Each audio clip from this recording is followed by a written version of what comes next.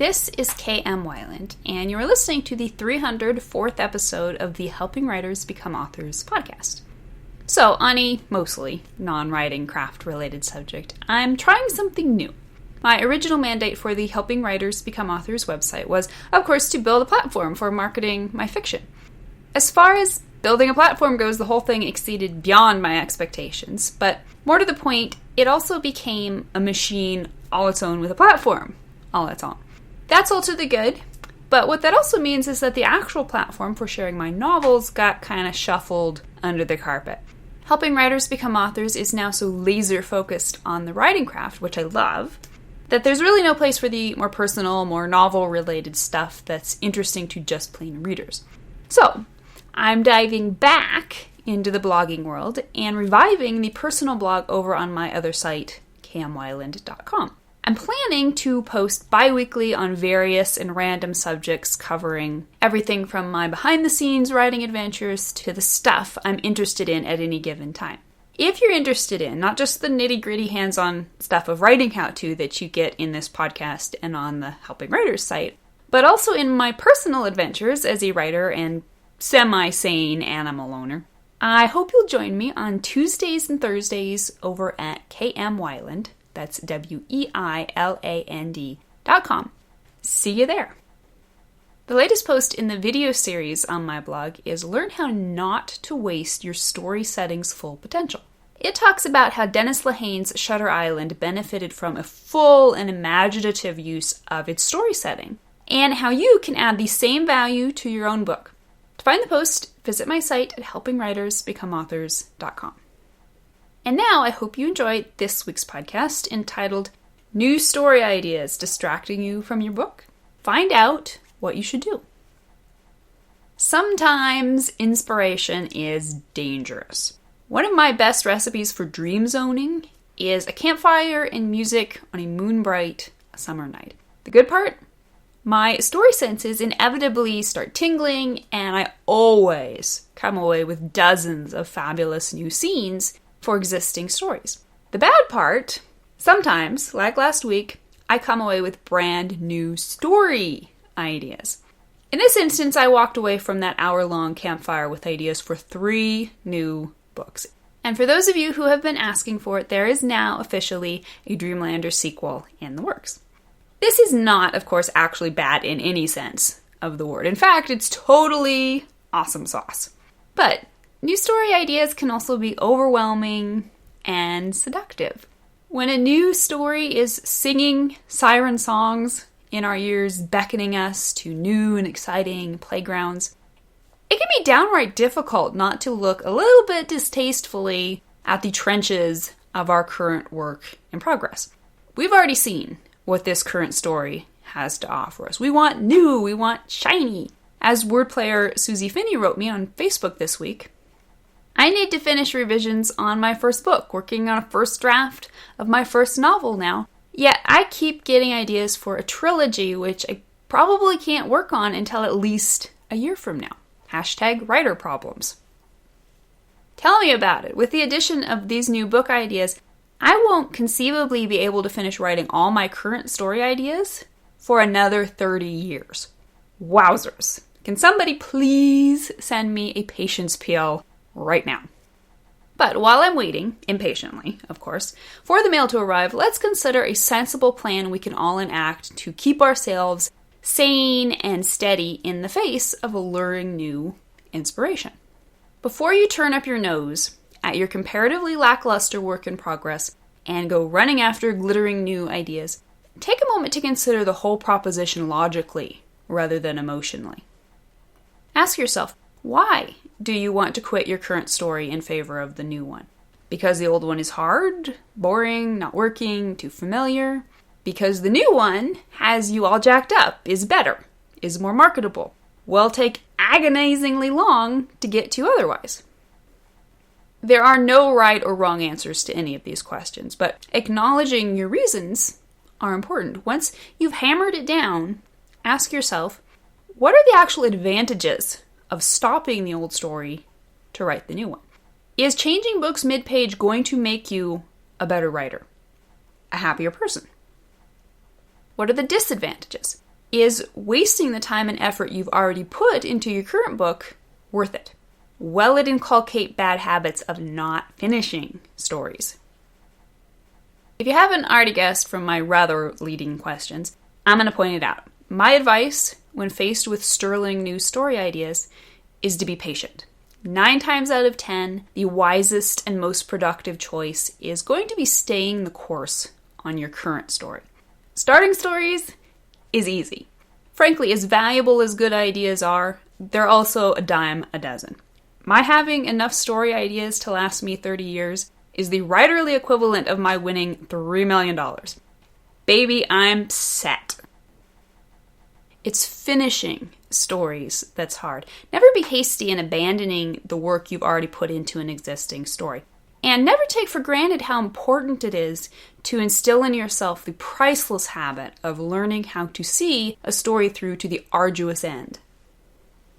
But while you're waiting to finish your current story, you can still be putting this interim time to good use in getting yourself ready to write those future stories. Assuming you have more than one good idea, the first step is simply to organize yourself by figuring out a conceivable order in which you might write those future stories. Particularly, you want to get a handle on the next story in line and start planning it. The best way to figure out which story you should be writing next is simply to ask, which idea are you most interested in? Always follow your heart. That burst of excitement you're feeling about a new idea is the perfect divining rod for identifying your next project. But it's also worthwhile to ask which ideas are going to be most marketable. Most of the time, I send my new ideas to wait their turn at the back of the line. But since this latest batch includes a host of sequels, I have to consider that they might find their best readership if I bump them to earlier in the schedule. Now, just because you have to wait to write your new story ideas doesn't mean you can't work on them. I gotta be honest with you. This is actually my favorite part of the whole process. I love the period in which my ideas get to live nowhere but in my head. This is the only time in their existences when they will be perfect. I will never capture that perfection on the page, and I know it. So I savor this period, even as I consciously use it to evolve my ideas into their best form for the page. My pre-writing routine for unborn ideas goes something like this. Number 1, simmer. Although my conscious brain is definitely capable of coming up with some pretty great stuff, my subconscious is the boss. My best scenes and story ideas are always those that emerge out of my subconscious. I don't create them, I just watch them unfold. And that takes time and patience. So I use this period to let my ideas simmer on the back burner. I watch them, enjoy them, just see where they take me. The longer I wait, the more good ideas I'm likely to come up with. Number 2, wait. And I don't just mean wait until you've finished your work in progress. I mean, wait a bit before you write down anything about your new idea. I find that if I try to capture a baby idea in any kind of conscious way, that is by writing it down, too soon, then I lose some of that early magic. I wait weeks, even months, sometimes, before I'll make notes of any kind on an idea. There just comes a point when my gut tells me the idea is solid enough to start capturing it just a little bit. Too soon, and I lose something precious. Number 3, record. Only once my gut is giving me the green light do I make notes. I used to have the well-meaning but entirely naive notion that the only ideas worth writing down were the ones I could remember without writing them down. Fast forward past dozens of great ideas down the drain and lots of forehead bruises from headbanging my keyboard. And nope, I no longer recommend this. Definitely write notes. I prefer to keep mine very sparse, so I don't overthink myself during this formative stage. But I also keep them specific, so I don't have to look back over them and wonder what in tarnation was that supposed to mean. I start with the title. For me, a title is like the handle on the suitcase of my story. I can never quite get a grip on an idea until I have at least a working title for it. Usually the emergence of a title is my signal. The idea is whole enough for me to start making deliberate notes about it. Same with characters. I can't fully understand or inhabit them until they have names. If their names don't magically appear along with them, and please, oh please let them appear, then I will consciously go searching for the names at that point. Usually I know only a handful of characters during this pre-outlining stage, but I keep a list with brief descriptions if necessary, so I don't forget who's important. Sometimes a brilliant tagline, like you'd see on a movie poster, will come to me. I always write that down, both since it might help encapsulate the essence of the story I want to tell, and because taglines are darned hard to come up with, and any effort I can save in the marketing department is always worth it. My log lines at this stage usually aren't too well structured. Again, I don't want to consciously brainstorm the story at this point, but I will sometimes start out with a basic premise sentence just to help me remember the heart of the original idea. By the time the story has swum around in my brain long enough for it to gel into something with heft and direction, I'm ready to write a short summary. At this point, I know the main characters, the setting, the antagonistic force, and the main conflict. I'll write up all this info into back cover copy-esque summary, both because it sounds more fun and interesting that way, and to hopefully save myself some work later on when I actually need a back cover copy.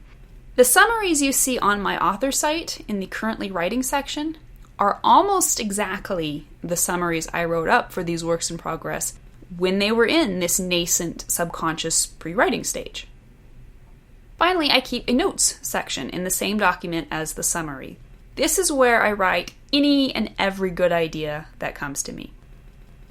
I keep it brief, just enough to capture the basics of the idea so I can recall the feeling of the scene or character later. Sometimes this will include snippets of dialogue, but nothing more descriptive than that.